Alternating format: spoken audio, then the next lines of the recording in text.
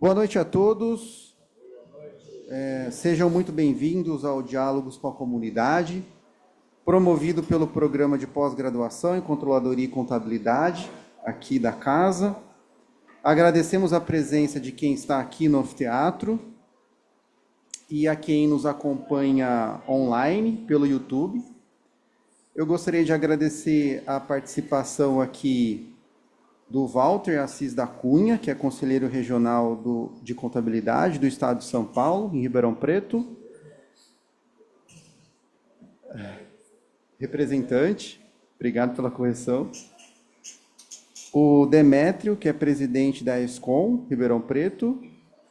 A Ana Lúcia Cursina Picão, conselheira do CRC São Paulo. O José Augusto Picão, que é conselheiro do CRC São Paulo. E a Shirley Aparecida Nocente Gabriel, que é diretora da ESCOM. Gostaria de agradecer também a presença da professora Maísa, professora Mauri, professor Ricardo Azevedo, professor Marcelo Botelho, e, claro, né, o nosso palestrante, que em breve eu vou chamar. Acho que eu vi todos os professores, né? E o professor Rony, claro, que está nos acompanhando à distância. Obrigado, professor Rony, também. Obrigado. Aproveito também para lembrar que as doações arrecadadas serão destinadas a uma entidade assistencial. E o tema que nos reúne essa noite é de enorme relevância prática, que é impactos da reforma tributária sobre preço e margens de lucro. Nosso convidado é o professor Silvio Nacal, que apresentará as principais mudanças propostas pela reforma, discutirá aí os seus efeitos na precificação dos produtos. Teremos ainda a participação dos professores Rony Bonizzi e Amaury Rezende, que farão comentários a respeito do assunto em discussão. Com relação ao recado rápido sobre a educação continuada, aqueles que vão pleitear aí os pontos, por favor, adicionar o CPF na lista, porque é necessário ter o CPF, tá? E depois também a gente vai tentar iniciar um controle, né, por quem acompanha pelo YouTube, sobre essa questão da lista e do CPF, tá bom? Então, sem mais delongas, convido o professor Dr. Silvio Hiroshi Nakao para iniciar a apresentação. Uma salva de palmas.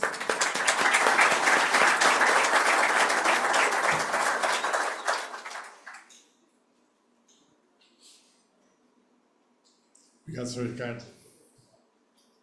Boa noite a todos, tudo bem? Hoje a maioria aqui é de estudante, né? Da última vez aqui a gente tinha uma grande maioria de profissionais da contabilidade, né? Oi? Isso, né? Não sei se eu vou trazer muita novidade, né, para vocês, mas de qualquer maneira é um prazer recebê-los aqui, tá? Então, como eu disse da última vez, a gente teve aqui com o pessoal da Casa do Contabilista, a gente teve um evento grande, né? Foi muito bom, assim, né? Tivemos a tarde inteira aqui de evento, falando sobre a reforma tributária, né? A Ana estava palestrando, né? E vários outros aqui, né? E eu tive a oportunidade, então, de falar sobre a contabilização, né? de BS-CBS, né? Que são os tributos aí da reforma tributária. Na ocasião, a gente terminou a palestra falando um pouco sobre essa questão de um problema que os empresários provavelmente terão com a formação de preços, né? E aí eu e o professor Rony, então, conversamos um pouco sobre esse assunto, né? Aí a professora Mauri também foi convidada para participar, né, desse nosso debate. E aí a gente trouxe aqui para vocês algumas coisas, né, que nós pensamos, tá? O assunto é bem simples, né? O assunto é fácil, mas não é fácil. Não é fácil. Assim, o que eu quero dizer os conceitos aqui que eu vou apresentar para vocês são bastante fáceis e bastante elementares, mas colocar isso em prática não vai ser moleza, tá? Então eu acho que A gente vai tentar aqui acrescentar mais uma dificuldade, tá? Tem outras, né? Mas vamos tentar acrescentar uma dificuldade aí a mais que os empresários vão ter para avaliar essa questão de preços e margens de lucro, ok? Bom, primeiro aqui eu vou resgatar algumas coisas sobre a reforma, né? Principalmente aí para quem ainda não viu como é que isso vai acontecer, tá? E também porque a gente vai precisar de alguns dados, digamos assim, né? Para poder avançar um pouco aí nesse assunto, ok? O professor Rony vai nos acompanhar, ele está ali, né? Está ali a fotinha dele, né? Mas ele vai nos acompanhando aqui e ele vai fazendo então comentários ao longo dessa apresentação aí, tá bom? Quer comentar alguma coisa? Dê boas-vindas aí, Rony, por favor. Ou eu que tenho que dar boas-vindas para você. Boa noite, professor Silvio, boa noite, professor Ricardo, demais colegas, professora Maísa, professora Mauri, professor Botelho, os alunos, convidados. É uma grande satisfação poder participar desse evento com vocês. Muito bem.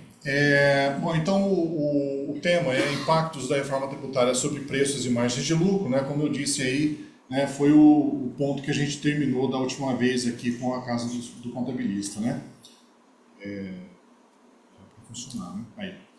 Então, veja, o básico da coisa, né? Nós, na reforma tributária, vamos ter a substituição de alguns tributos por outros, tá? Então, o ICMS, Imposto sobre Circulação de Mercadorias e Serviços estadual, está sendo substituído junto com o ISS, Imposto sobre Serviços, que é municipal, pelo IBS, Imposto sobre Bens e Serviços. Tá?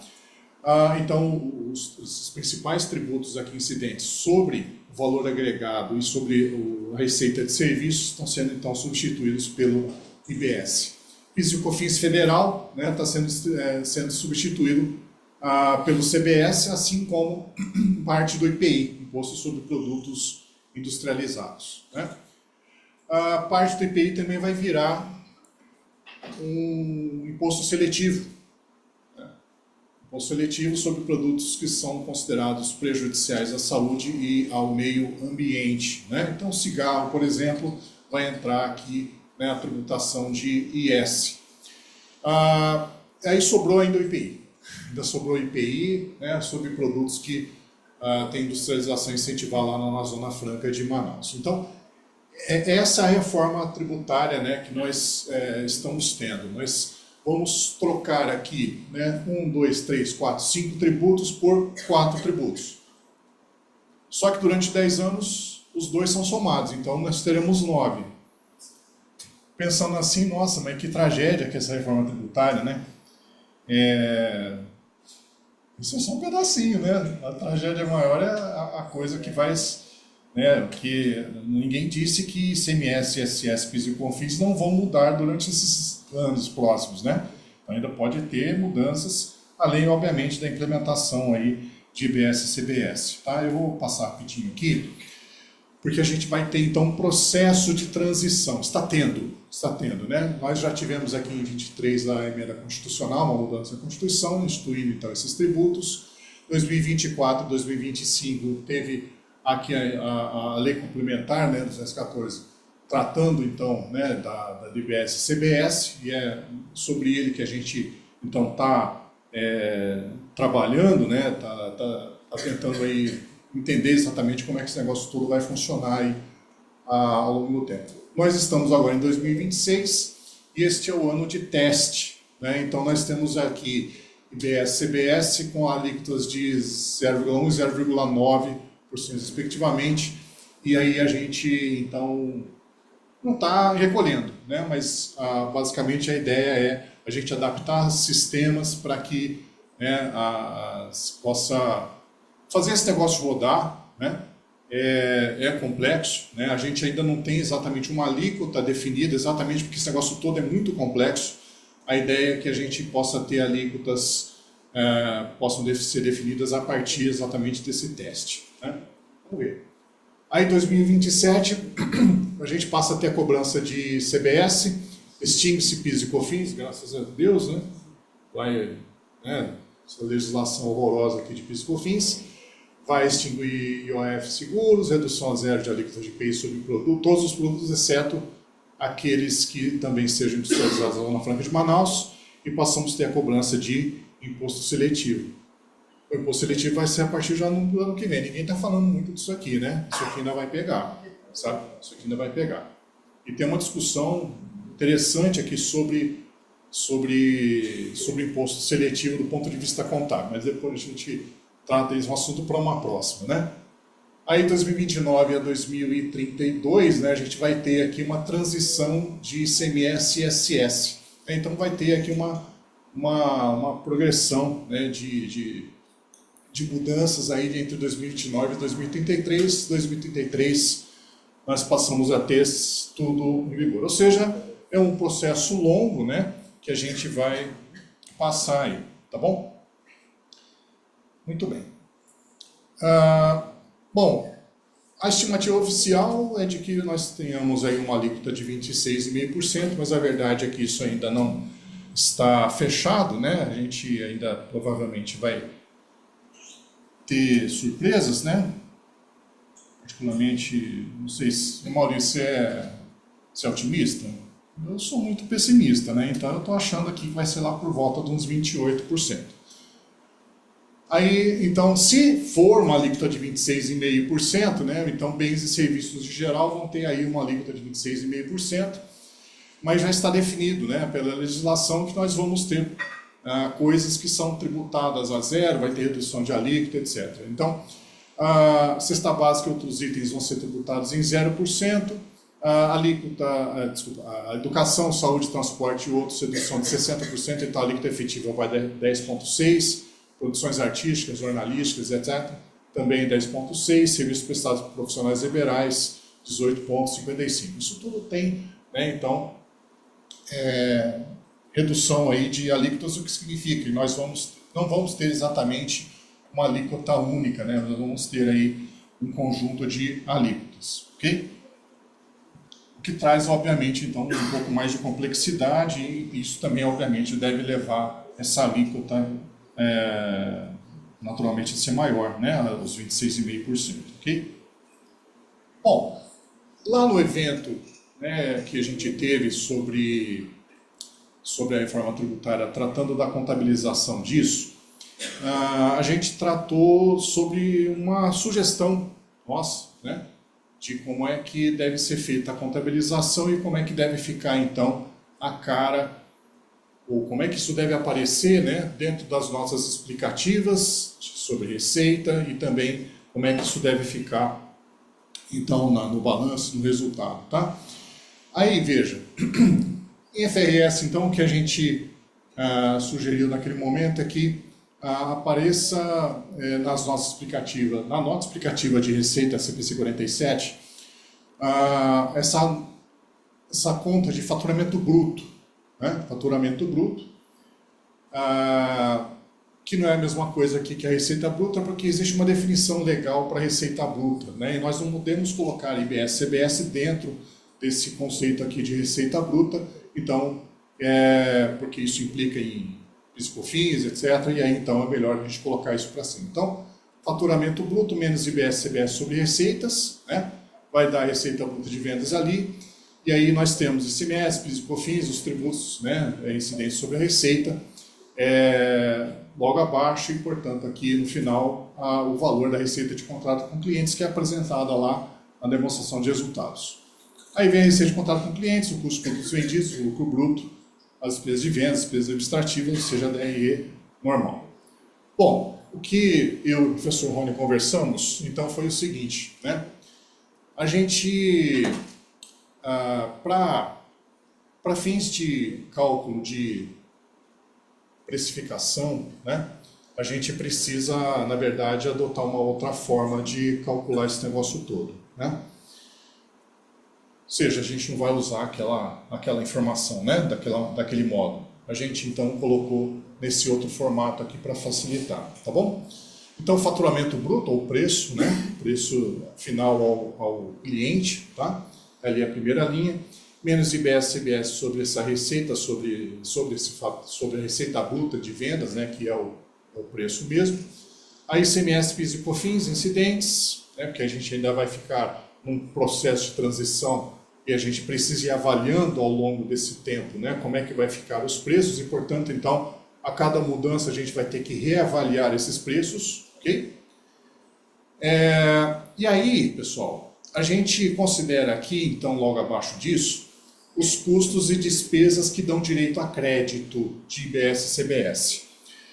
Bom, a mercadoria que você comprou, né, deve dar direito a crédito, os serviços que você adquiriu devem dar direito a crédito de IBS e CBS, tá? Que é uma coisa que a gente não tinha, né? A gente não tinha crédito de ISS, tá? A gente só tem débitos de ISS, então a gente vai passar a ter créditos sobre serviços, tá?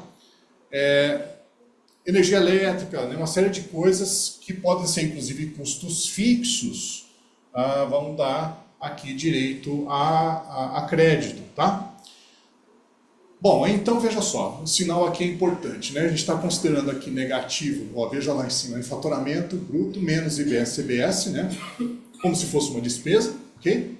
Igual a receita bruta de vendas, menos ICMS ali, né? Como se fosse uma despesa. Aí vai dar igual que receita de contato com clientes, menos custos de despesas creditáveis, como uma despesa, né? E os créditos de IBS CBS positivos aqui, né? Como se fosse uma receita. Então a ideia é apresentar esse negócio bruto para a gente poder ver, tá?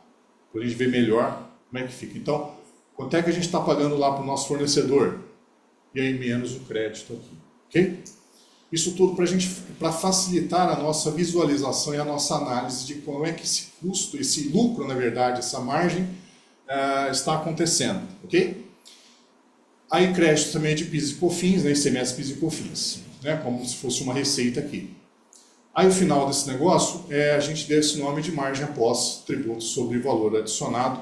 Não é uma margem de contribuição exatamente, porque você pode também ter custos fixos que dão direito a crédito, tá? Então, a ideia é que a gente considere esse negócio todo, né, na hora de fazer essa conta. Tranquilo? Professor Rony, tem algum comentário? Eu estou tão magro. Não, Silvio, por enquanto não. Ajuda aí, pô. Não, na verdade, então, já que você perguntou, eu acho que, sob o ponto de vista gerencial, um ponto importante aí são os créditos que não são variáveis, né, que não entrariam na conta da margem de contribuição. Mas acho que a gente pode discutir isso mais adiante, quando for falar disso. Beleza. Bom, aí, assim, uma primeira coisa que a gente precisa ficar atento é que IBS e CBS são calculados por fora, né? E ICMS e PIS e COFINS são calculados por dentro, tá? Então, assim, só para a gente deixar bem claro esse negócio, né? Fiz o esquema tentando ser bem fácil, mas é claro que esse negócio todo confunde bastante na hora de fazer essa conta, né? Então, veja só, nós temos aqui o preço de venda, R$1.000, tá? Esse vai ser aqui o nosso ponto de partida. Hoje, a situação ali é 2026, né? O que a gente tem? A gente tem aqui, por exemplo, um ICMS de 18%, então 18% por dentro vai dar R$180 sobre esse preço, ok? Sendo uma empresa de lucro real aqui, vai dar PIS e COFINS de 9,25, calculando sobre os 1.000 menos os 180, né? Porque ainda tem essa dificuldade, o ICMS não faz parte da base de cálculo do PIS e COFINS. Então, fazendo essa conta toda aqui, vai dar 75,85. Tá? Aqui uma empresa industrial, então a gente vai ter IPI, né, um IPI de 10%, é somado ao preço de venda, e o faturamento bruto, então, vai para R$1.100, correto?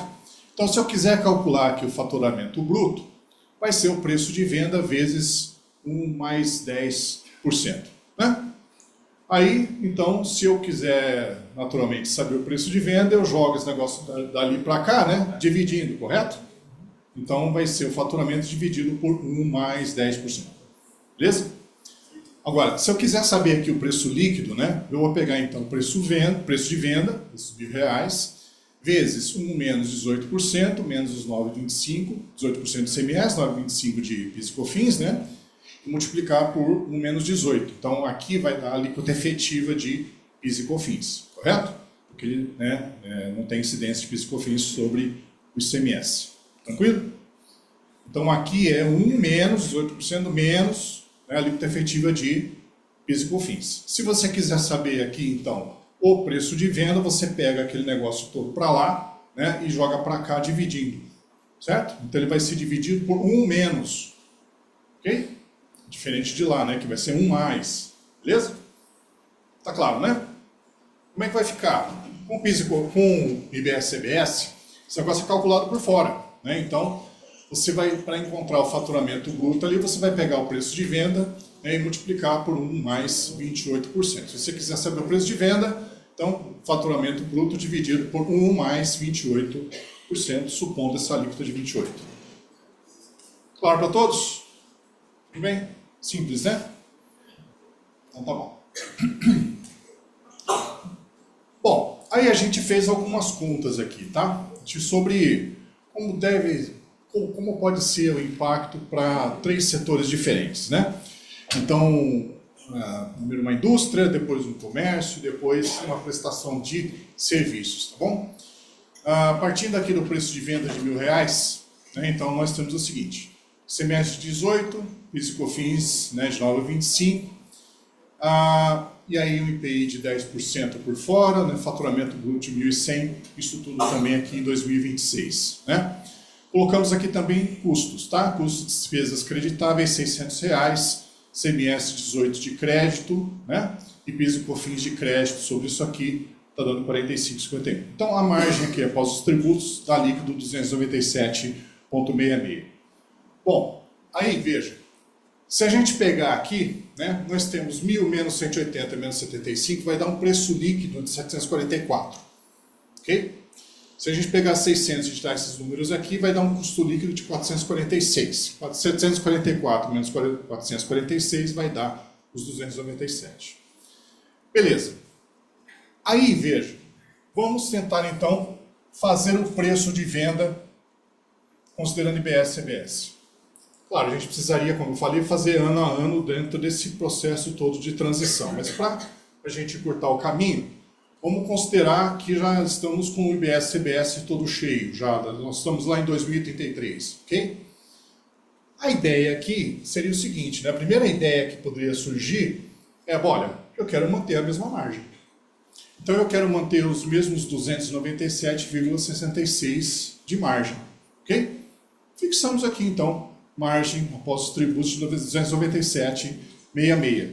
Isso implica no seguinte: eu posso ter então um custo líquido igual, 446,49, e um preço líquido igual, 744,15.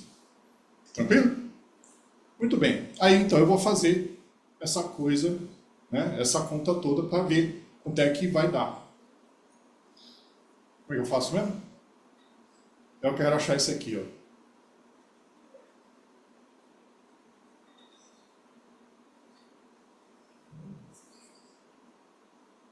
Como é que eu faço?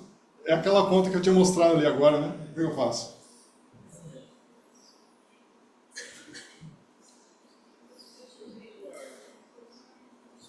Eu tenho que partir desse custo líquido aqui, não é isso? Divide por 1 menos 28%, é isso?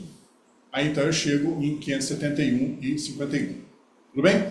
A mesma ideia aqui, né? Eu tenho lá o preço líquido, 744, e aí eu faço a conta de baixo para cima. 28%, né, vai dar 208, nosso faturamento então vai para 952. Tranquilo? Aí veja que coisa interessante, né? 952 é menor do que 1.100, que é o preço pro cliente. Certo? Agora veja só, né? Tem um ponto aqui, depois a gente vai comentar um pouco mais profundamente. Veja, se o cliente for pessoa física, né, então a pessoa física vai pagar 952,51, um valor menor do que ele tem ali de 1.100 hoje, ok? Se ele for pessoa jurídica, o custo vai ser igual. Por quê? Ele vai pagar 952, mas ele vai ter um crédito de 208, o custo líquido dele vai continuar sendo 744 que ele estava pagando já ali em 2026. Beleza? Então, Nesse sentido, se o cliente é pessoa jurídica, aqui o impacto para ele seria nulo. Tudo bem? Claro para todos? Professor Rony, algum comentário? Por enquanto não, Silvio. Está claro demais. Então tá bom. Aqui, um comércio. Tá? Então, também partimos do preço de venda de 1.000. Semestre 18, PIS e COFINS R$ 75, e aí os mesmos custos de despesas creditáveis, 18%, tal. Custo líquido ali, 446,49. Né? Aqui, um preço de um TPI, né? Preço líquido aqui de 744,15. Ok? Muito bem. Então, aqui está dando uma margem após os tributos de 297,66. Mesmo raciocínio. Vou lá para 2083, 297,66 e faço a conta, então, de baixo para cima. Custo líquido de 446,49 igual, então isso vai dar aqui, né? Custos de 571, IBS 125, e aí lá em cima nós temos então o preço líquido de 744, e aí nós temos um preço final de 952,51. De novo, né? Nesse comércio aqui o faturamento bruto vai ser menor do que o faturamento bruto lá, ou seja, também para o cliente, né? O preço ao final vai ser menor. Tudo bem? Bom, então todo mundo estava com medo de a carga tributária aumentar por conta da reforma tributária. Isso vai acontecer? Deve acontecer. Deve acontecer. Com certeza. Mas não para a indústria e comércio nessas configurações que eu estou mostrando aqui para vocês, concorda? Isso pode acontecer, por exemplo, para um serviço. Né? Então, preço de venda de R$1.000. Aqui o ISS eu estou considerando 2%. Tá? PIS e COFINS de 9,25. Beleza. Aí o preço líquido ali 887,50. Os serviços normalmente hoje dão direito a crédito, né, sobre pouca coisa. Tá bom? Então eu vou considerar aqui R$200. Essa é uma outra variável que pode impactar. Tá bom? Quanto maior... Calma, depois eu falo sobre isso. Então, esse número aqui também pode impactar, tá bom? Então, eu estou considerando aqui R$200, o PIS e COFINS, então, de 9,25 sobre isso, nossa margem após os tributos, R$706. Mesmo raciocínio, levo para lá, margem de 706, custo líquido de 181, preço líquido de 887, do mesmo jeito que estava lá, né? Só que aí, veja, o faturamento bruto nessa conta vai para 136. Certo? Então deve acontecer essa coisa que todo mundo aí estava com medo de que né, a gente teria aí um aumento de carga tributária. Sim, né? Por quê? Porque a gente vai ter uma alíquota efetiva aqui maior para esses prestadores de serviço.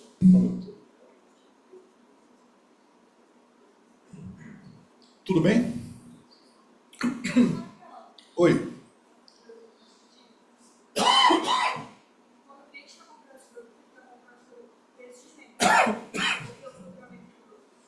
Aqui você fala? Então a ideia é a seguinte, né? O teu fornecedor também vai ajustar o preço, né? Certo? Ele vai fazer o mesmo raciocínio que você está fazendo. Olha, eu quero manter a mesma margem, né? Então, para manter a mesma margem, eu vou manter o mesmo custo líquido, vou manter o mesmo preço líquido. Então, aqui eu estou mantendo, o fornecedor está mantendo o mesmo preço líquido. Percebe? De 181 ali, né? Era essa a pergunta?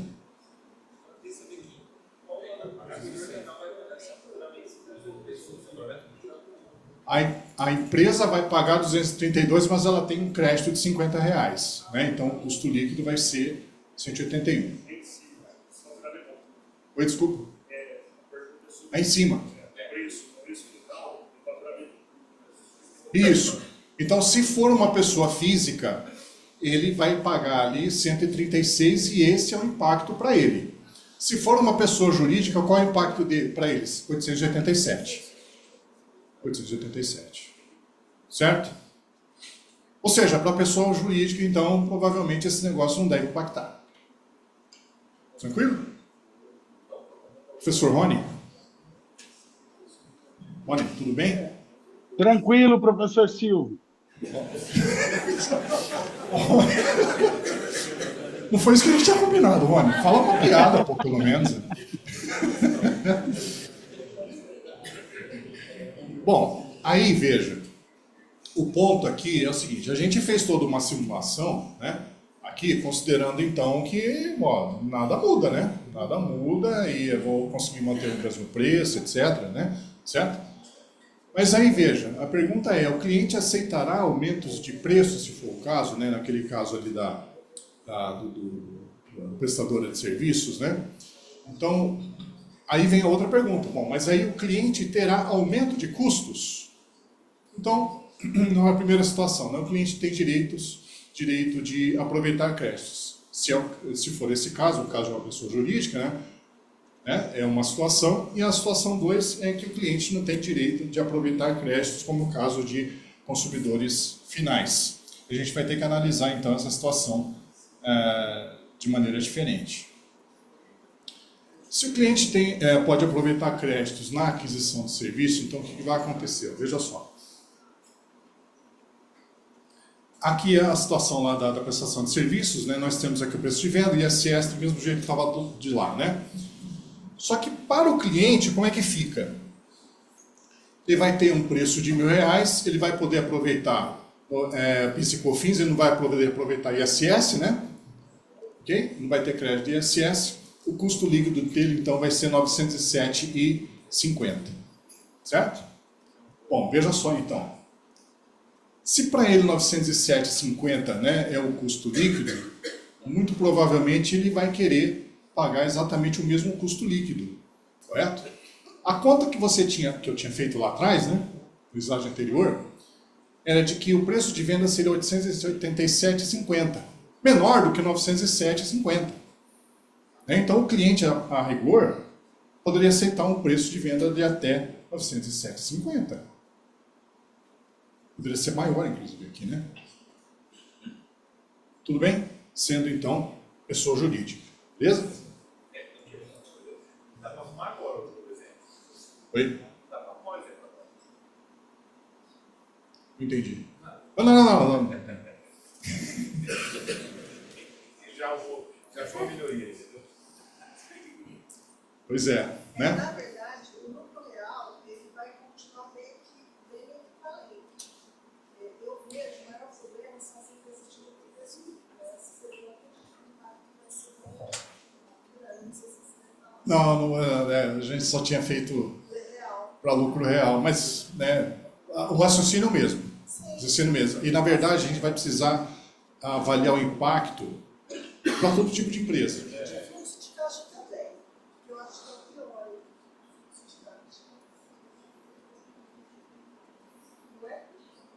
Não é? Porque o que vai acontecer? Na verdade, isso vai ser impactado pela forma de apuração, né? Principalmente quando a gente passar a ter o split payment. Né? Aí realmente vai dar uma complicação aí no fluxo de caixa das empresas. Né? Tudo bem?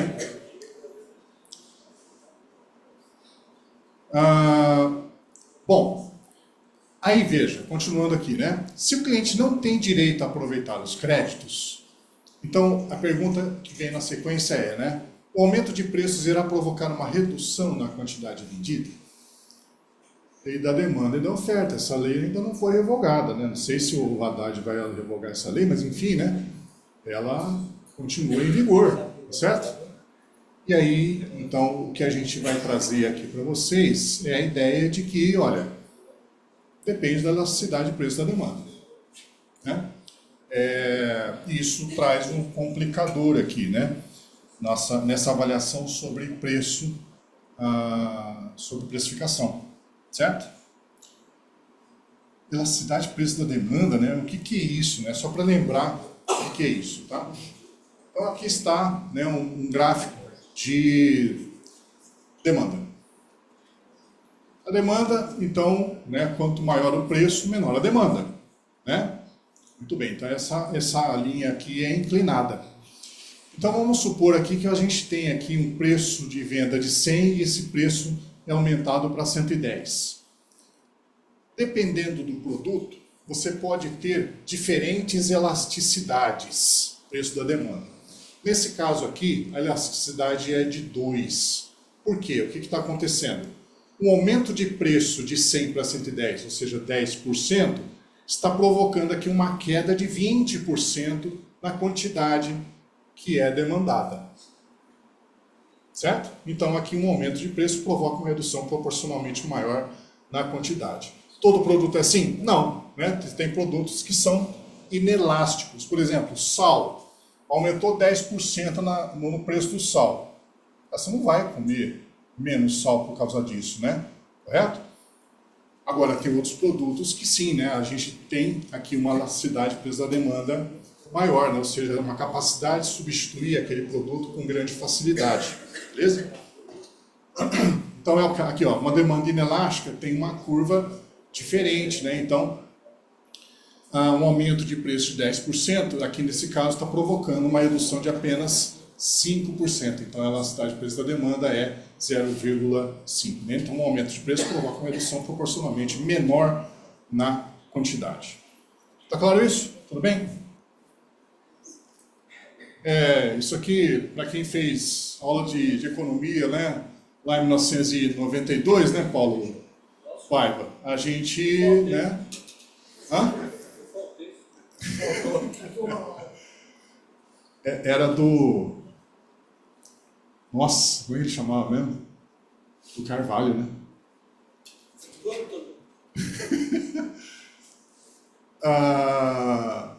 Aí veja, considerando uma demanda elástica, tá? Então aquela dos 20, de demanda de 2, né? Elasticidade da demanda de 2. Então, um aumento de preço aqui de 10% por conta de um aumento de imposto, né? Deve provocar aqui uma redução na quantidade de 1.000 para 800, certo? Então, veja só.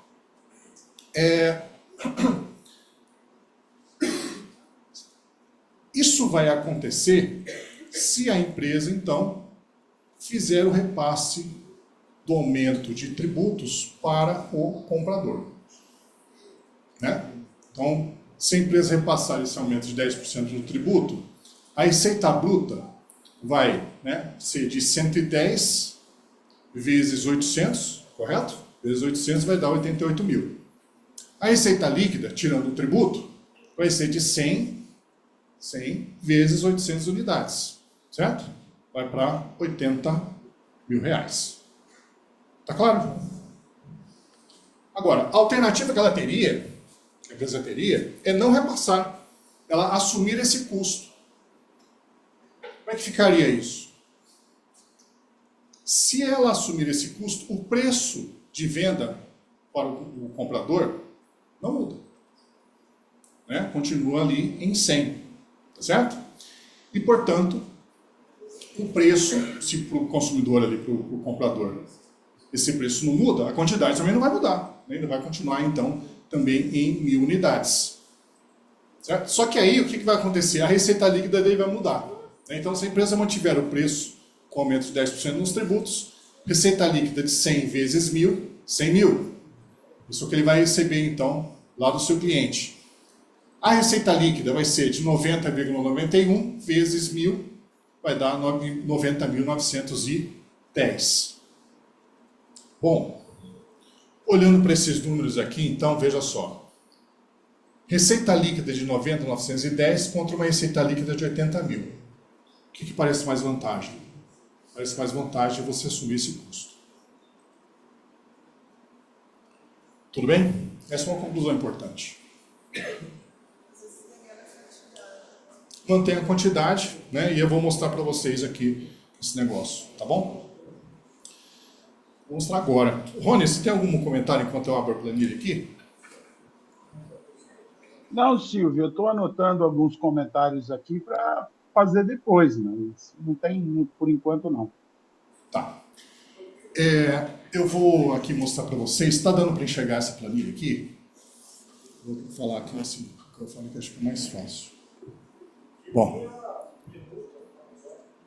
Oi, desculpa.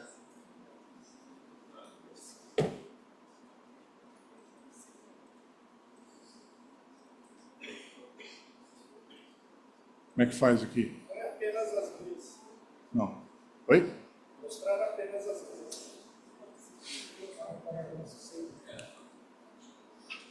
O...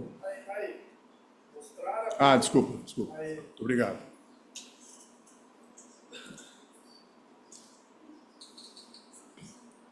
Estou pegando aquele mesmo exemplo, tá bom? Receita bruta de vendas, unitária R$1.000, ISS de 2% dá 20 aqui, FIS e COFINS de 92,50, receita líquida de 887, ok? O custo de 200, do PIS e COFINS aqui de 9,25, custo unitário, então aqui 181, líquido, né? Então a margem aqui 887 menos os 181, ok? O mesmo número então que está lá no slide. Aí então a ideia é a seguinte, né? Primeira alternativa, quero repassar tudo para o comprador, né? Então, a minha receita bruta de vendas aqui tem que ser igual aos 887 que eu tinha antes, para aqui, então, a líquida aqui, né? Que é claro, não vai ter mais ISS, PIS e COFINS, vai dar zero aqui, né? Então, aqui 887,50 é o que eu quero ganhar. Para o cliente, vai dar 1.136, tá certo? Bom, isso, então, vai dar, em termos unitários, né, uma margem também aqui de 706, certo? Então, do mesmo jeito que a gente estava fazendo lá. Só que aí vem a variável da quantidade. A variável da quantidade. E se eu considerar aqui uma elasticidade de preço da demanda de 2, né, o que deve acontecer? Tem uma conta aqui, né, que a gente fez. Ô, Rony, agora você vai ter que me ajudar, que eu já não lembro mais como é que era esse negócio aqui. O preço anterior... você fica rindo, mas você também não lembrou como é que era, né? Na verdade, qual que vai ser o efeito na quantidade, dada uma variação de preço e dada uma elasticidade, né? Você estabeleceu aí de 2. Com essa elasticidade de 2, variou o preço, né? De 1.000 para 1.136, quanto que vai diminuir a quantidade? É essa conta que está aí em destaque, né? É isso aí. Muito bem. Depois, se vocês quiserem, eu posso mandar essa planilha para vocês, tá bom?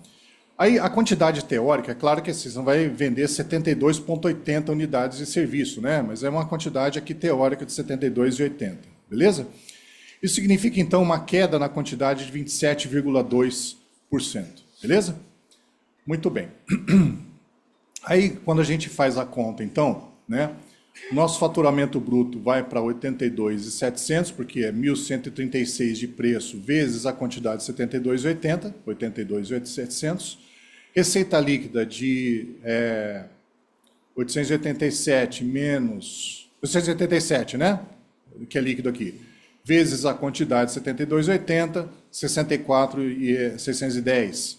E o custo líquido, 72... Considerando que os custos são variáveis, né? Porque também pode ter custo fixo, complicando aqui ainda a questão, né? Aí na margem, após os tributos, nós temos 51.396. Tudo bem? Aí a gente vai ter, então, aqui um número aqui de uma queda no lucro de 27,2.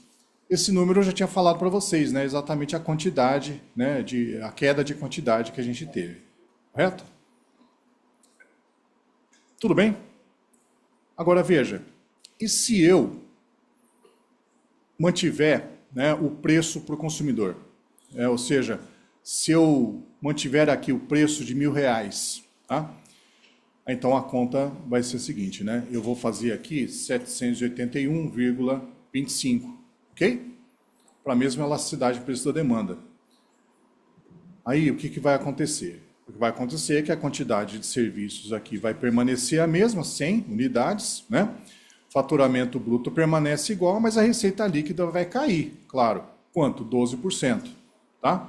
O custo permanece, aí a margem após os tributos vai dar 59.975, que é menor do que anterior, né? 15%, mas não é 27%.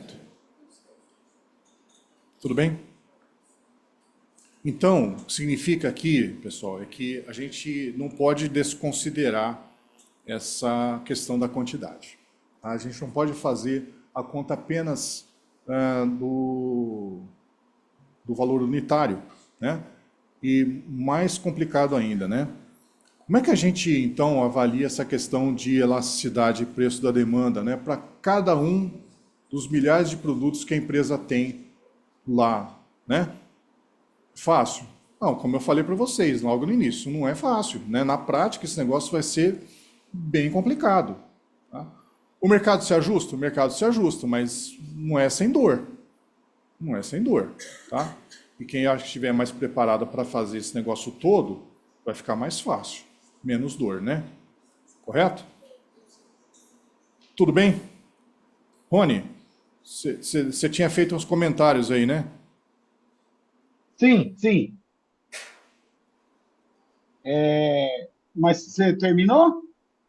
Ah, eu só ia mostrar aqui as simulações. Você quer Mostra o as tempo? simulações primeiro. Pode? Então tá. Pode, claro. Bom, então aqui, veja, eu fiz algumas simulações lá naquele, só para facilitar aqui a coisa, né? Então, veja, então mantendo aqui, nós tendo uma elasticidade do preço da demanda de 2, repassando o aumento de preço ao consumidor, ao cliente, né, você vai ter então uma margem aqui de 27,2 menor, né? Como a gente tinha mostrado lá. Se a gente repassar, né, desculpa, se a gente mantiver o preço para o consumidor de 1.000, então a queda vai ser menor. Tá? Se a demanda, só para a gente poder comparar aqui, né, se a demanda fosse completamente inelástica, né, aqui de zero, então o que aconteceria? Você consegue repassar tudo aqui para o cliente, 1.136, e aí a margem continua igual, né? Ou seja, está tudo bem, né? Mas dificilmente você vai encontrar um produto que seja perfeitamente inelástico, certo?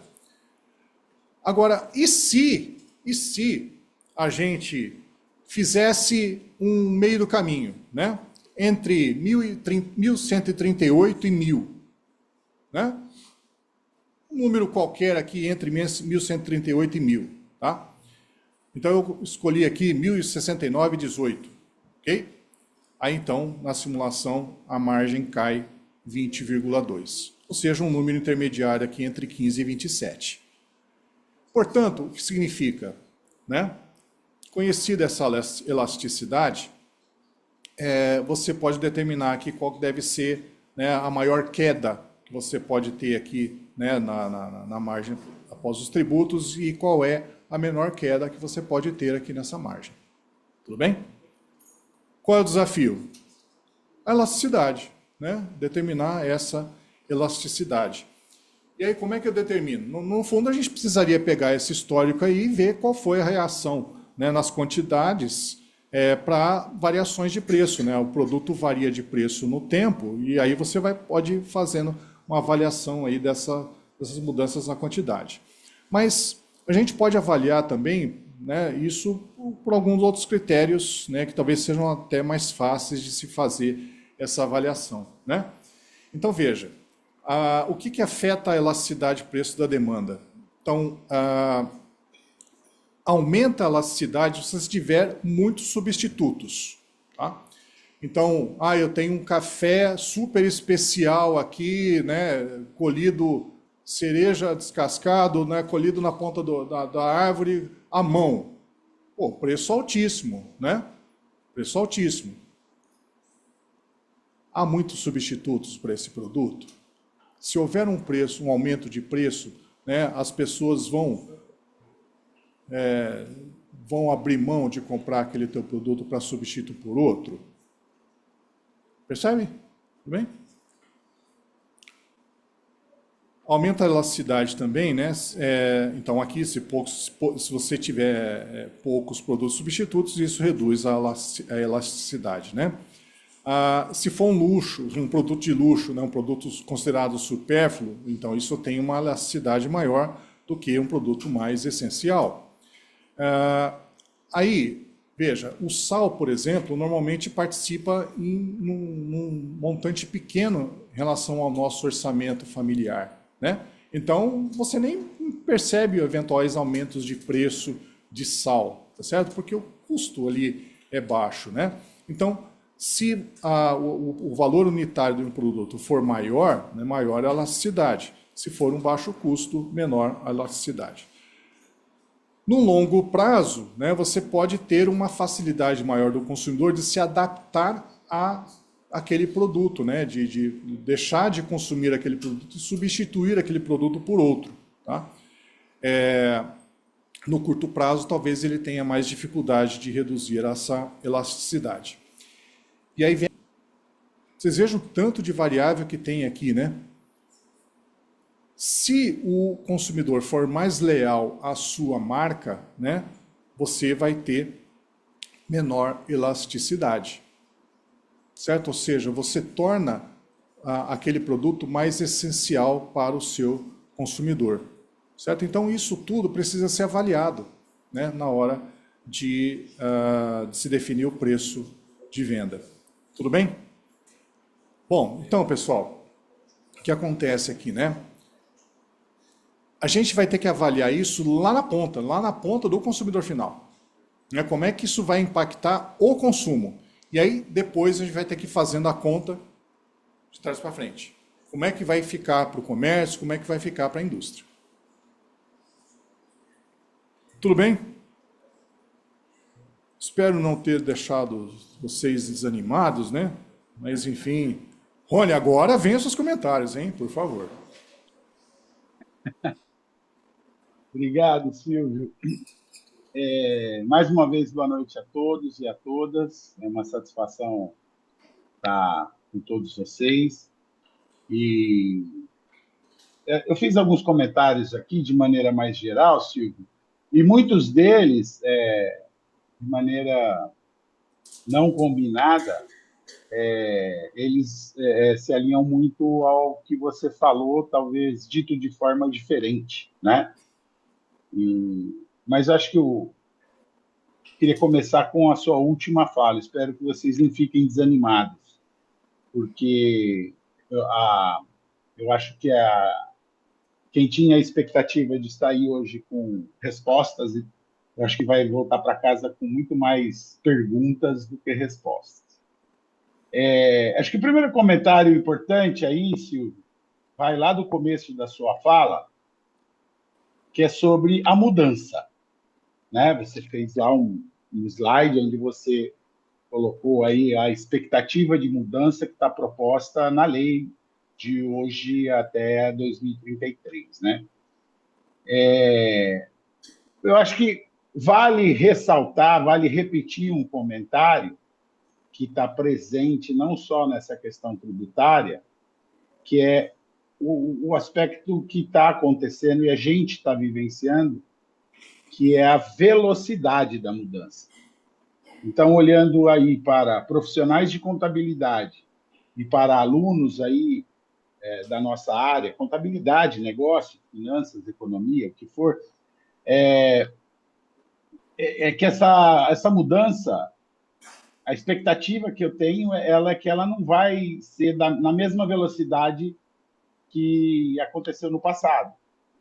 Acho que se nós tivermos uma reforma tributária que demorou, sei lá, 30, 40 anos para sair pelo menos um pedaço dela, eu acredito que as próximas não vão demorar esse tempo todo. E as mudanças no processo já estão marcadas. Quer dizer, nós vamos ter uma fase de transição aí, já está marcado um período de mudança da mudança, porque nós temos o status atual, o período de transição e o final. Então, eu acho que a velocidade da mudança e a tecnologia, eu acho que é uma luz que tem que estar acesa na cabeça de qualquer profissional, porque se a gente não estiver preparado para a mudança, nós vamos ficar para trás. E essa mudança não vai ser como foi para a nossa geração, Silvio, porque nós tivemos tempo para aprender. Agora tem que aprender muito rápido, né?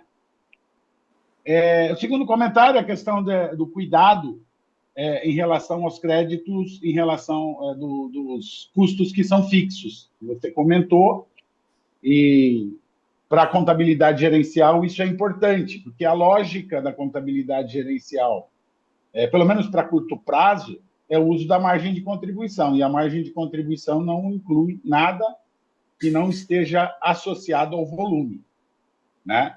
Então, esse crédito de custo fixo não pode entrar aí no caso da margem de contribuição, ele tem que entrar lá nos custos fixos, né?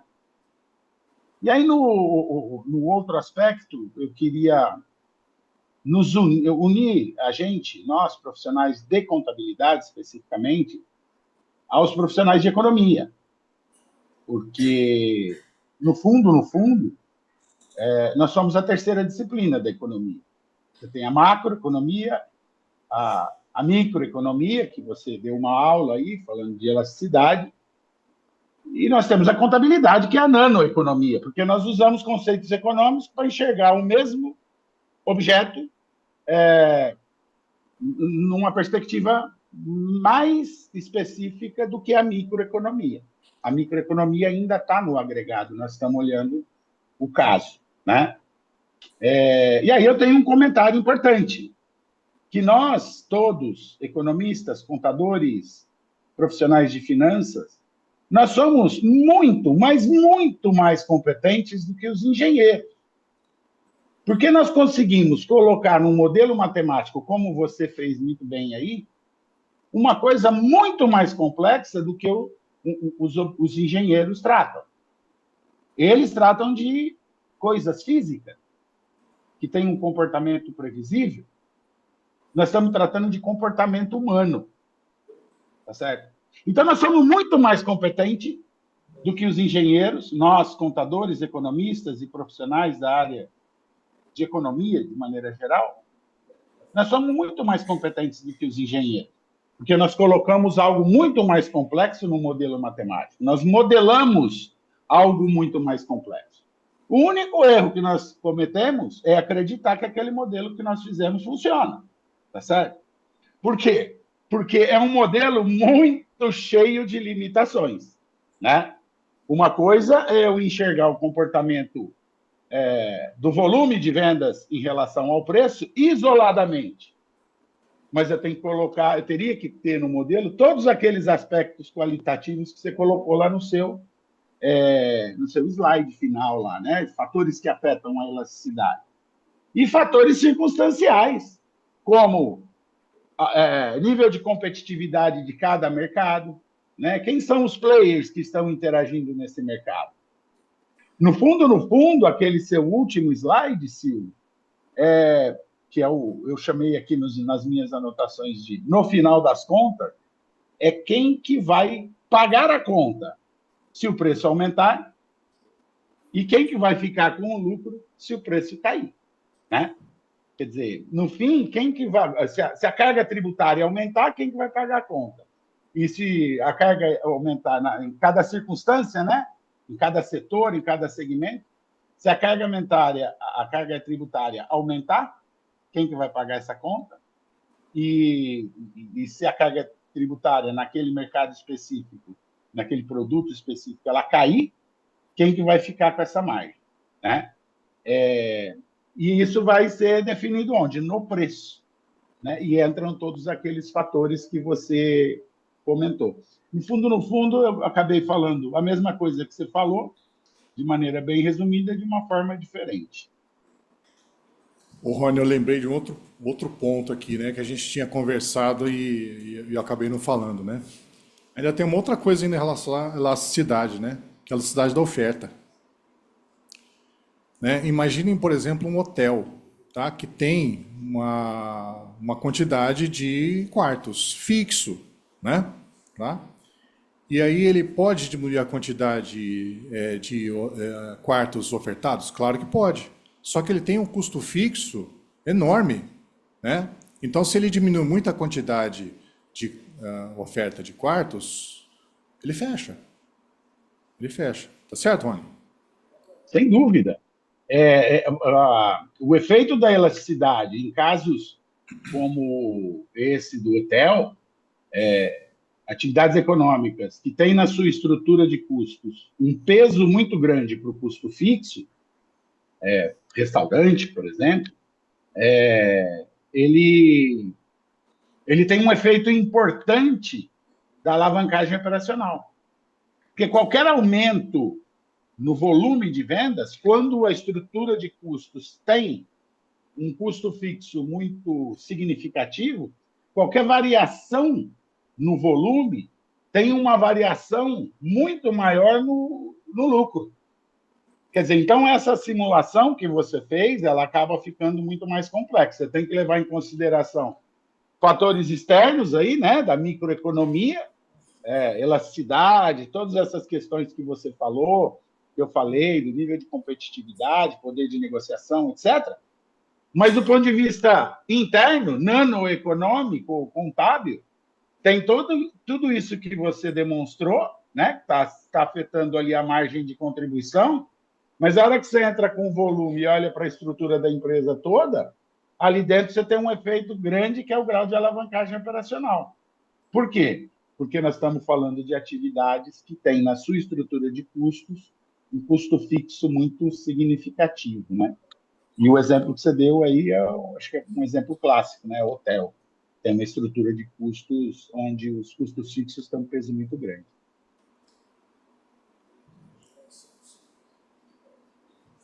Não, vamos chamar o professor Amaury aqui, né, na frente, por favor. Ele vai agora arrebentar com a gente.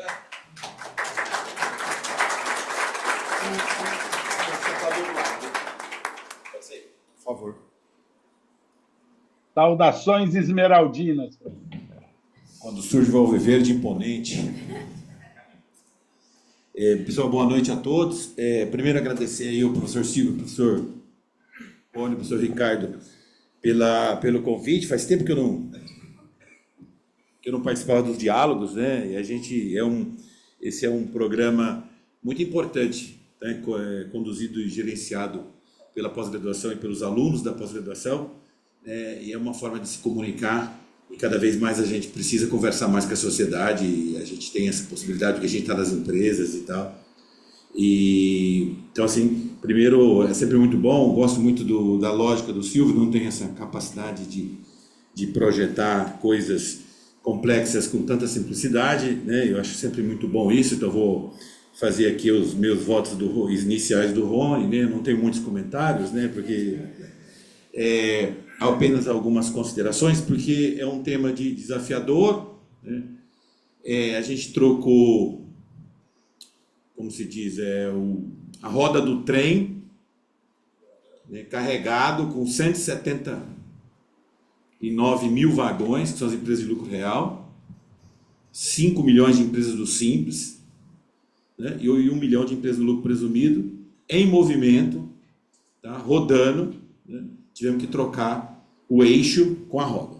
Né? Então, acho que assim, ninguém sabe muito bem quais são os efeitos, a gente tem apenas algumas expectativas em relação a isso. Eu e a professora Tânia Gurgel fizemos uma conta que até 2050 teríamos 70 mil alíquotas diferentes, o que está escrito na norma. Né? O Silvio trouxe um aspecto sobre a questão da alíquota de 28. Né? Na norma de transição, a gente tem uma coisa, Silvio, que talvez é uma garantia, porque no Brasil não tem até o passado incerto, né? Então, como o passado é incerto, nós temos na DCT, que vai tratar das disposições constitucionais transitórias, no artigo 170, ela vai falar do teto. Né? E no estudo preliminar na exposição de motivos que subsidiou a construção, ele fala de 26,5. Então, nesse primeiro momento, projetar uma alíquota de 28 é bem mais difícil, porque, na verdade, eu penso o seguinte: se a gente olhasse o modelo de uma forma mais simplificada, cumulativamente 3,65 no lucro presumido e 9,25 no lucro real, ninguém paga 9,25 no lucro real, vai pagar 4,75, 4,5%, 5% de PIS e COFINS. Né?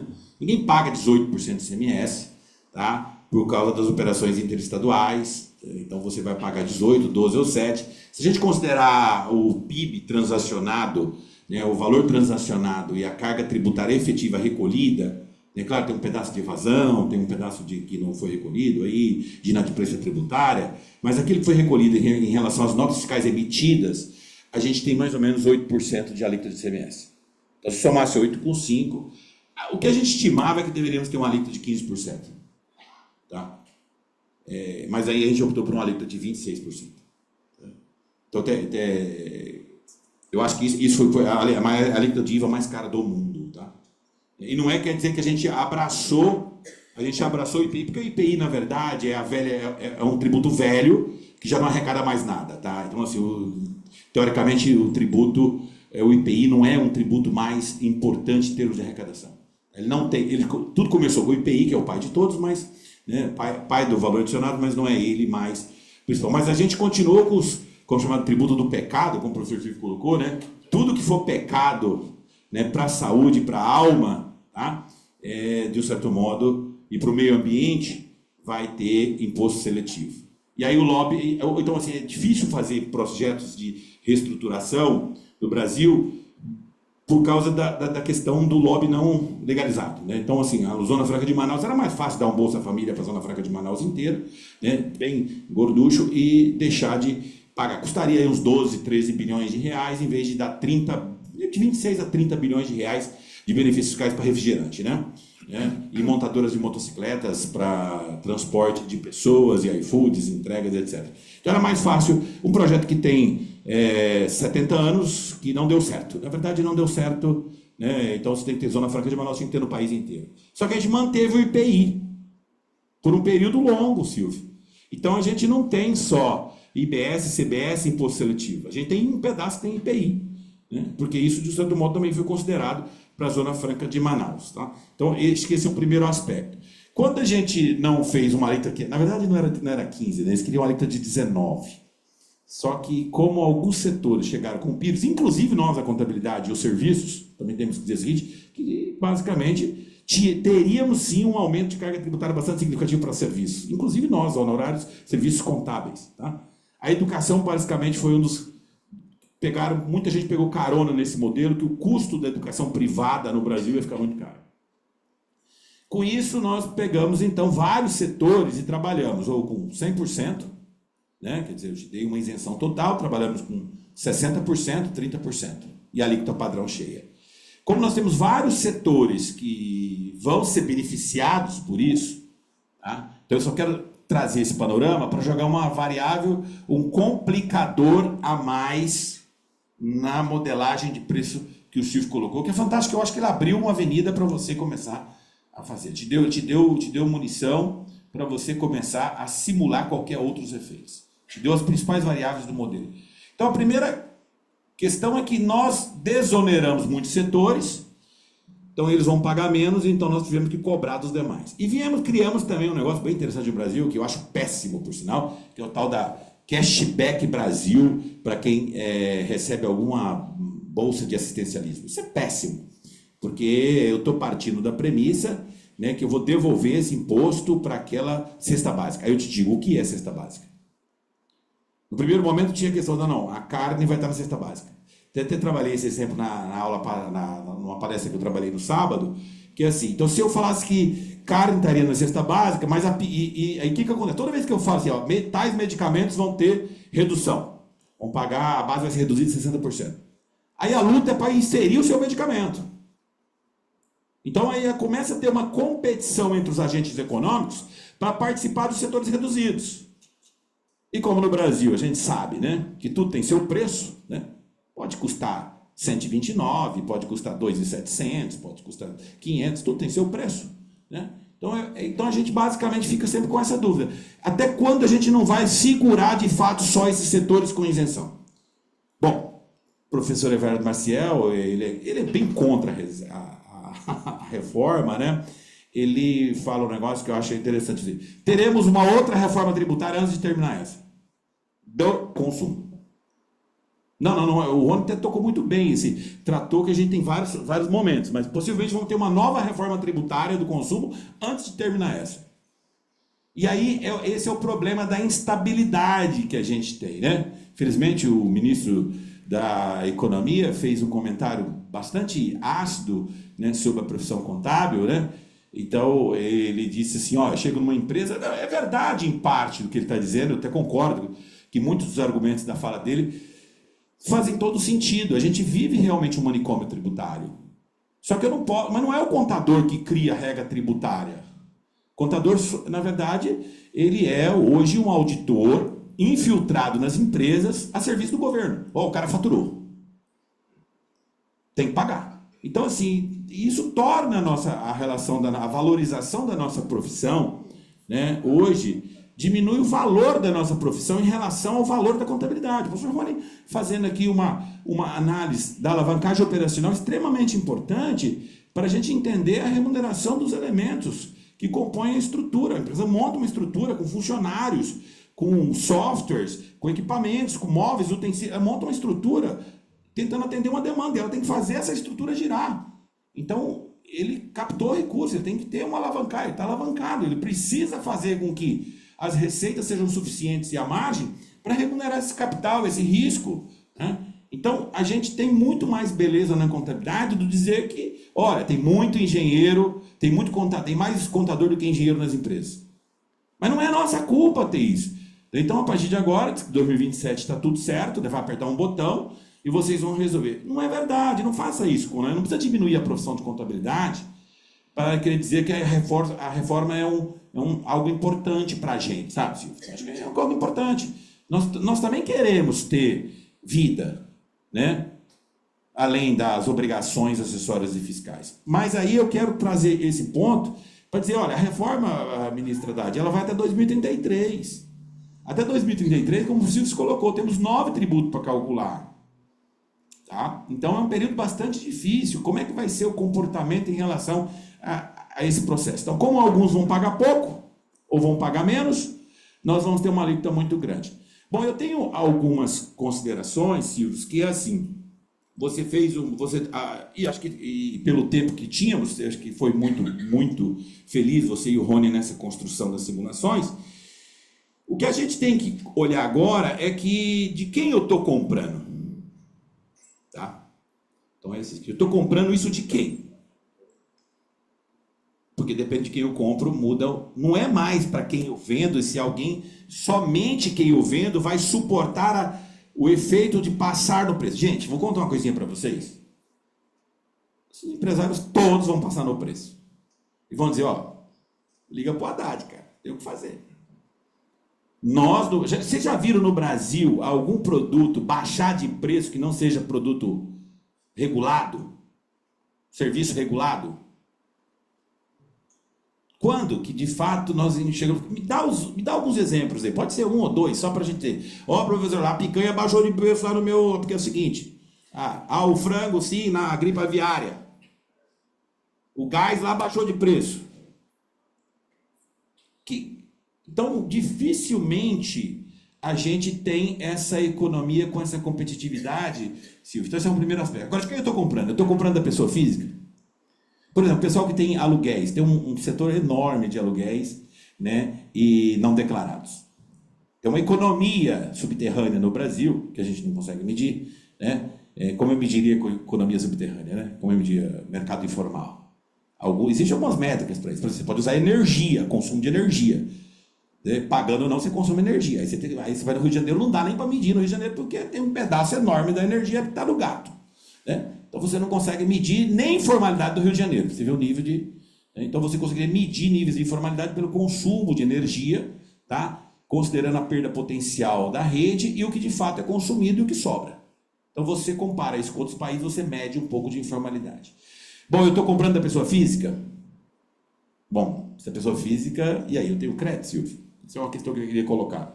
Estou comprando da pessoa jurídica? Tá bom. Que pessoa jurídica? Está no lucro presumido, tudo bem, está no lucro real. Mas e a pessoa fica no simples? E no simples você tem 2 opções. Ela pode continuar no modelo ou ela pode entrar. Então o que nós vamos ter? Nós vamos ter um comportamento dentro das empresas do simples, que agora nós vamos ter que orientar o seguinte: qual é o melhor posicionamento tributário em relação à empresa do simples que é fornecido. Então, assim, quando a gente pega essa apresentação, que é sensacional, a gente tem que olhar essa apresentação dentro da cadeia de valor. Né? O Silvio fez algumas considerações aqui. A gente só consegue saber de fato o tributo, gente, quando a gente encerrar a cadeia de valor, o produto for consumido, é o contribuinte de fato. Então, essa é uma questão. Acho que assim, é uma multiplicidade de variáveis. Bom, por uma empresa que tem um produto só, legal, que tem 5 fornecedores, 5 insumos, legal, né? que contrata segurança, informática, né? Tudo terceirizado, né? Tudo PJ. Né? Tem ali os seus principais componentes, né? Tem a sua estrutura de funcionários. E agora é o seguinte, quando eu entro lá no Carrefour, que tem 300 mil itens diferentes, o que eu faço? Como é que eu precifico isso? Produtos com baixíssimo, a margem já está no limite. Ele não conseguia nem calcular direito, porque ele perde crédito, porque ele não conseguiria fazer essa apropriação de crédito. Tudo bem que agora, automatizado, né? Agora, assim, a minha visão é sempre colocar um pouco de pessimismo, né? Tudo bem, nós vamos ter um sistema centralizado. Imagina se o sistema ficar 1 hora fora do ar. Imagina vocês 1 hora sem WhatsApp. 1 hora sem mídias sociais. O presidente cai. Botam fogo do Planalto. Né? Não fizeram isso lá no Nepal? Então, assim, imagina... mas tudo bem, o sistema centralizado... Já estou concluindo, tá, professor Ricardo? O chefe fala, a gente já tem que dar uma olhada, né? Estou estendendo muito aqui nas minhas observações. Tudo bem, sistemas centralizados, estamos com uma expectativa. Imagina se emitir nota fiscal num sistema onde, nacionalmente, todo mundo vai emitir nota fiscal. A gente tem que discutir os riscos para pensar os problemas. Se a gente não imaginar os riscos potenciais que tem, você é contra a reforma. Eu não sou contra a reforma. Eu tenho dó, dó, né?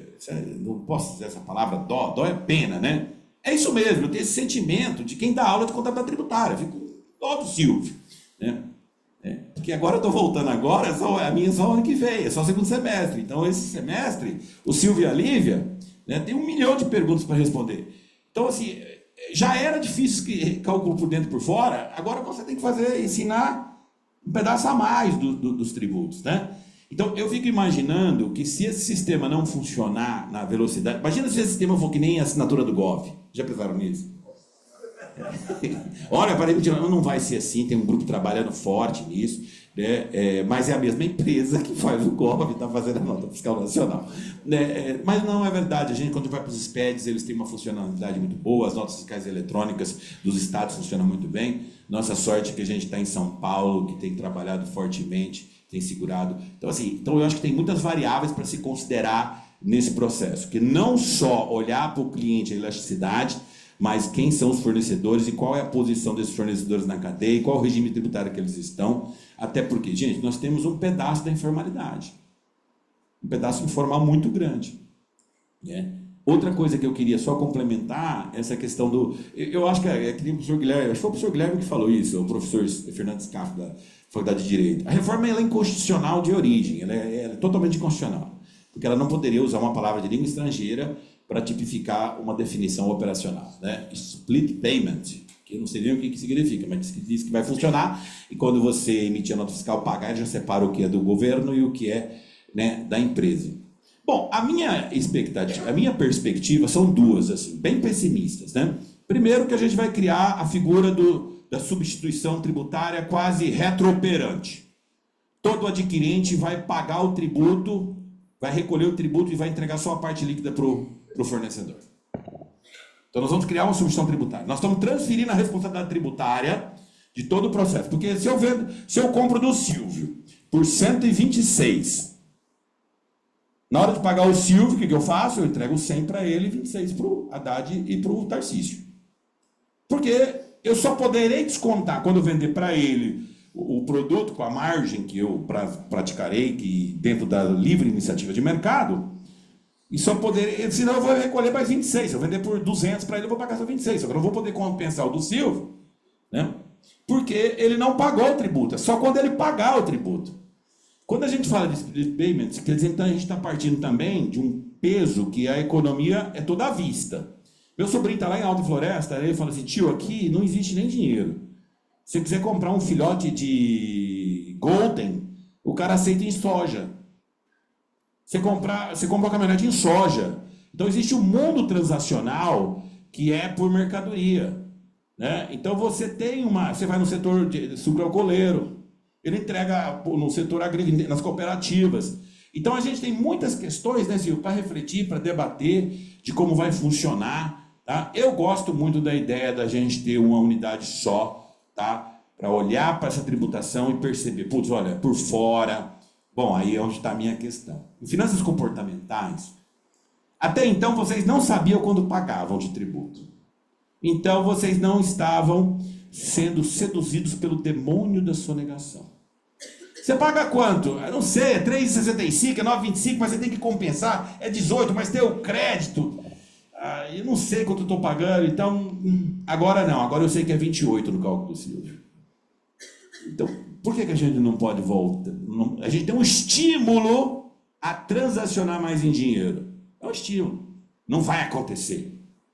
Simplesmente aquela notícia que não tinha nada, naquele momento, aquele rumor que criaram, né, infundado, até concordo quem foi infundado, e foi distribuído que o PIX seria tributado, a manicure que chega lá, que faz a unha da Flávia, né, professora aqui, minha esposa, ela falou assim, ó, quero dizer uma coisa para você, as minhas colegas todas não estão mais aceitando PIX, é só em dinheiro.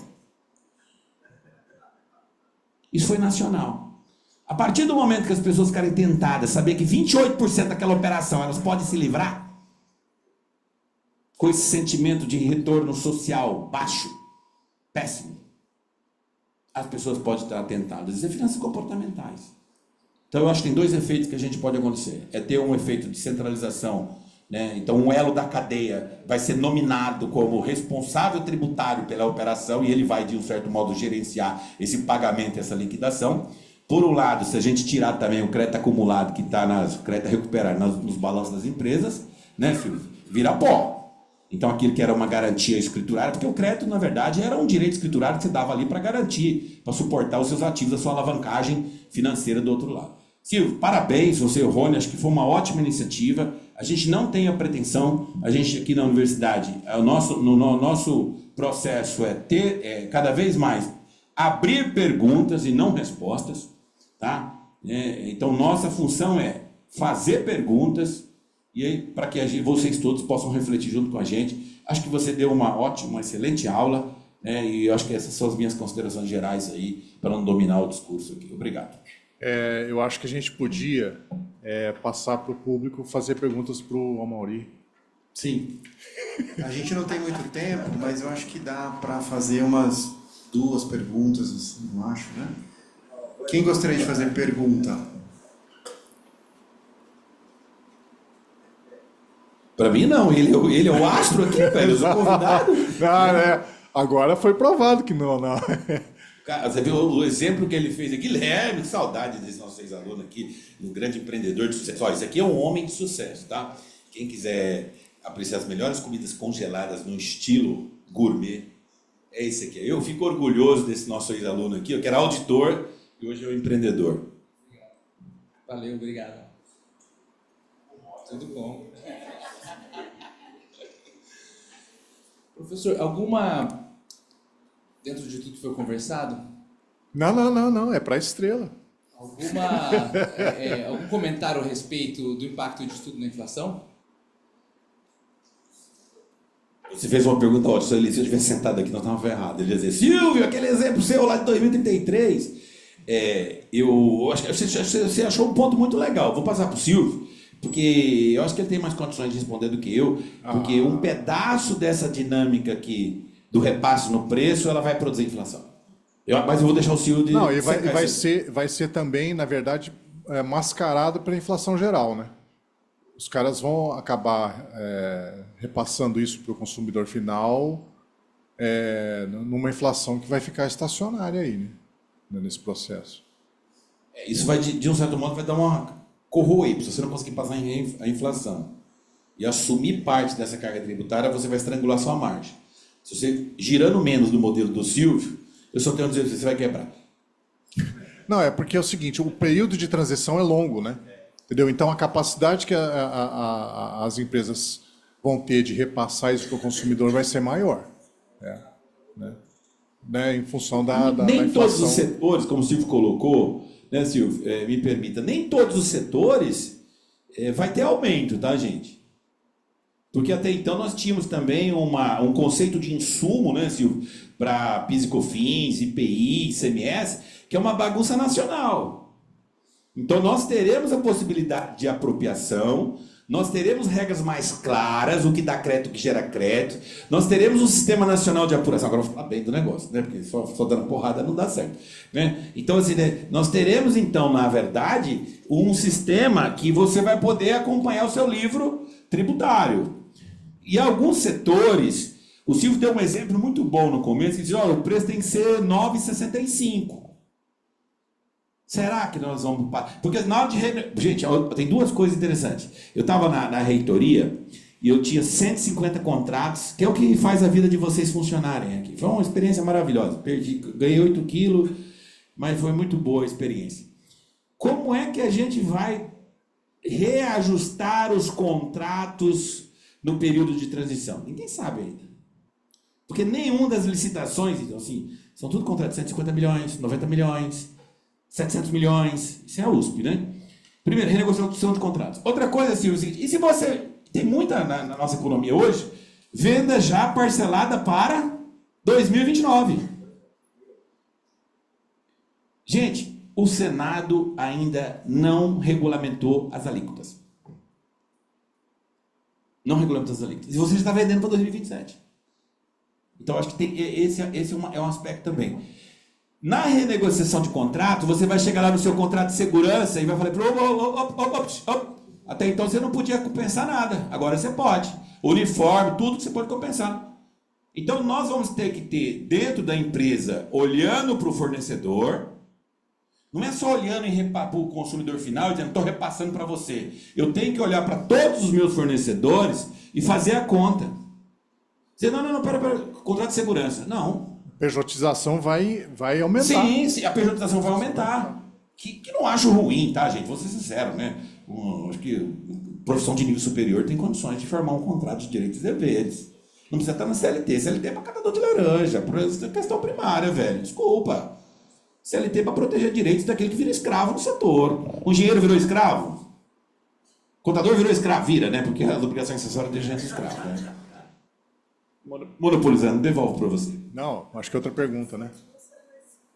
Mais alguma pergunta? Ixi. Paulinho Paiva, eu vou sair até do auditório, velho. Eu conheço ele. É do mesmo estilo, entendeu? Aí eu acho que a gente encerra depois dessa, tá, pessoal? Pessoal, boa noite. Não, a minha curiosidade é a seguinte. Eu estou no mercado. E o efeito que isso tudo vai dar sobre a gestão, análise e dimensionamento de capital de giro de todas as empresas mini hoje. E aí? Essa é para o Rony e para você. Não, pois é, então. Essa questão do split payment aí deve dar uma bagunçada na coisa, né? Certo? Porque você não sabe se vai receber, né?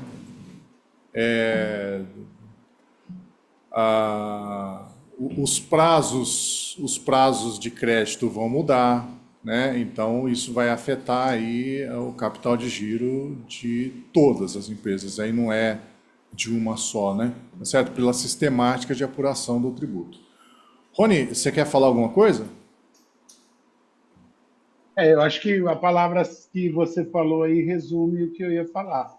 Eu acho que a previsibilidade da dinâmica do capital de giro vai mudar bastante, especialmente durante esse período de transição, né, que vai ser bastante longo, porque hoje, até então, você tem lá os nossos modelos tradicionais de análise de capital de giro, e que com base nas vendas com base no volume de atividade e os prazos negociados, as médias, você prevê, né, como que vai se comportar o capital de giro no curto, médio e longo prazo.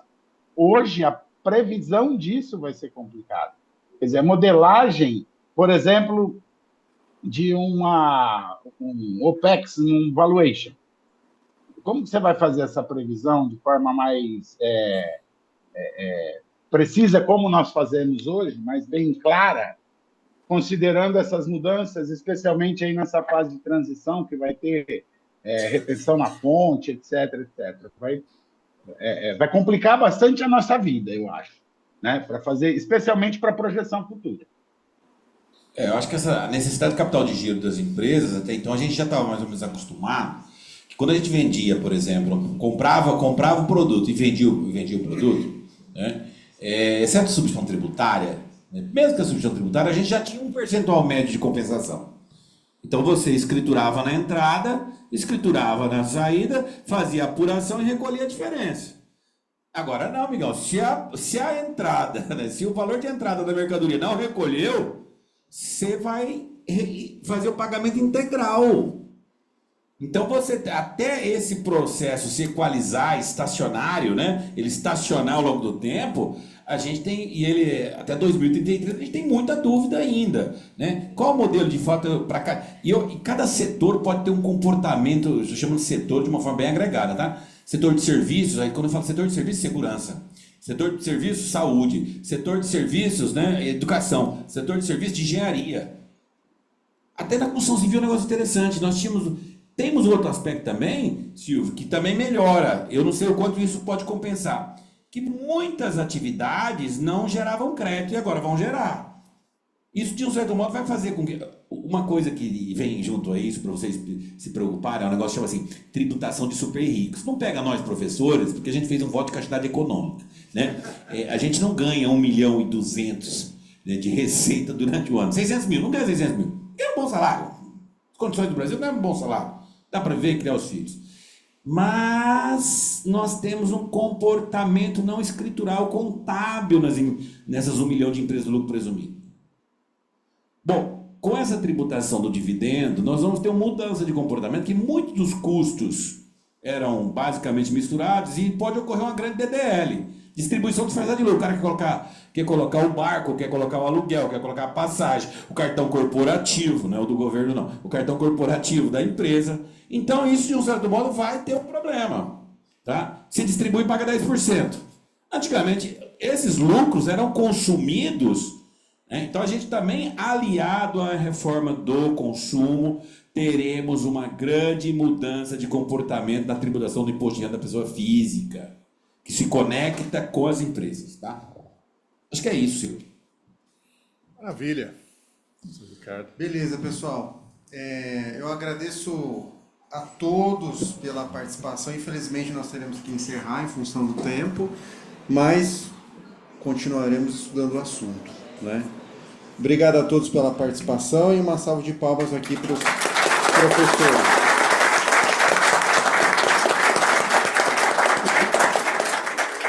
Boa noite, Rony. Obrigado. Valeu, Rony. Obrigado. Boa noite, Ricardo. Valeu. Vamos para o Novo Horizontino, hein? Quarta-feira, hein? É quarta-feira. Vou estar lá, hein?